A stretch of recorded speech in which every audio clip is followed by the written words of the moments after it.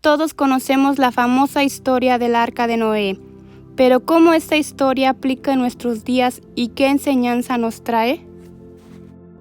El Eterno trae el diluvio a la tierra después de 10 generaciones desde Adán hasta Noé, para destruir a la humanidad, ya que se había corrompido en gran manera, y sus pensamientos eran solo para mal todo el tiempo, con excepción de Noé, el único hombre recto y justo de su generación.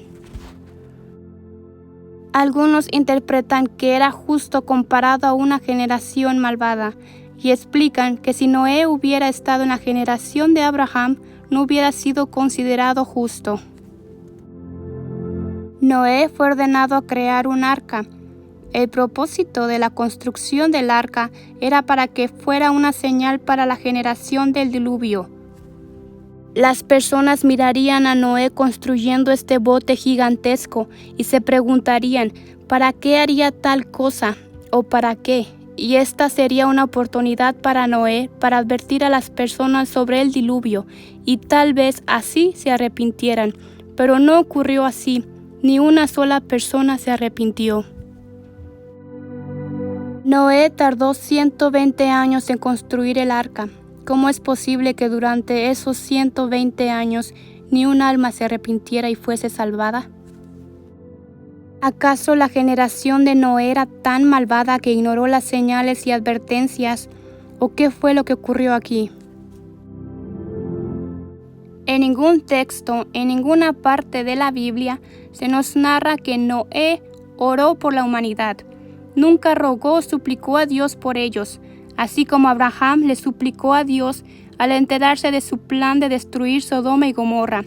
Él intercedió por esas personas. Moisés también oró por el pueblo de Israel cuando pecaron al adorar el becerro de oro. Intercedió por su salvación, pero Noé no hizo lo mismo por la humanidad. Aunque está escrito en 2 de Pedro 2:5 que Noé fue un predicador de justicia, ¿cómo es que nadie más se salvó?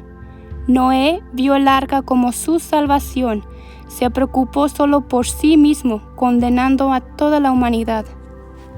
Se preocupó por su salvación. Por eso, años más adelante, el diluvio es llamado las aguas de Noé. Isaías 54:9. Porque esto me será como en los días de Noé, cuando juré que nunca más las aguas de Noé pasarían sobre la tierra. Así he jurado que no me enojaré contra ti ni te reñiré. Noé tuvo la responsabilidad de advertir a su generación, de llamarlos al arrepentimiento, de orar por ellos. No supo influenciar en su generación, no hizo lo suficiente, tal vez no le importaba lo suficiente para hacer lo que fuera posible para aunque sea una sola persona se salvara.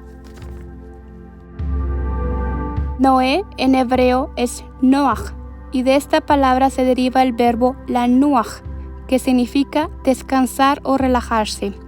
Noé estaba muy relajado con haberse ganado la salvación, que no se preocupó por la salvación de los demás.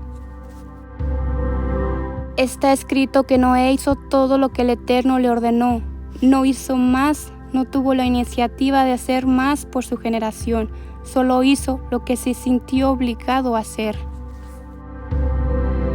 Como hermanos que somos responsables unos de los otros. Tenemos que amar a nuestro prójimo como a nosotros mismos. Así como nos preocupamos por nuestra salvación, tenemos que preocuparnos por la salvación de los demás, y no por obligación, sino como un acto de bondad y misericordia que nos gustaría que así tuvieran con nosotros. Mateo 7:12. Haz a los demás todo lo que quieras que te hagan a ti. Esa es la esencia de todo lo que se enseña en la ley y en los profetas. En el libro del Zohar está escrito una conversación entre Noé y Dios después de que éste salió del arca. Noé empezó a llorar y a gritar ante Dios y le dijo: Maestro del universo, tú eres llamado compasivo. Debiste de haber sido compasivo con tu creación. Dios responde y le dijo: tú eres un siervo tonto. ¿Ahora me dices esto? ¿Por qué no me dijiste esto en el momento que te dije que te había visto justo entre tu generación? O después cuando dije que traería el diluvio, o después cuando te dije que construyeras un arca. Constantemente retrasé y dije, ¿cuándo es que Noé me va a preguntar por compasión por el mundo? Y ahora que el mundo es destruido, ¿tú abres tu boca para llorar ante mí y preguntas por suplicación? No esperemos a que mañana sea demasiado tarde. Está escrito que al final de los tiempos el corazón de muchos se enfriará y habrá hombres amadores de sí mismos. Tenemos que despertar, salir y predicar las buenas nuevas, llamar a las personas al arrepentimiento, preocuparnos por los demás. Todo lo que fue escrito para nuestra enseñanza fue escrito, y en lo personal, esto es lo que yo aprendí sobre la historia del diluvio de Noé. No ignoremos las advertencias y señales de Dios, como la generación del diluvio, y procuremos nuestra salvación, pero también la de los demás. No esperemos a que sea demasiado tarde.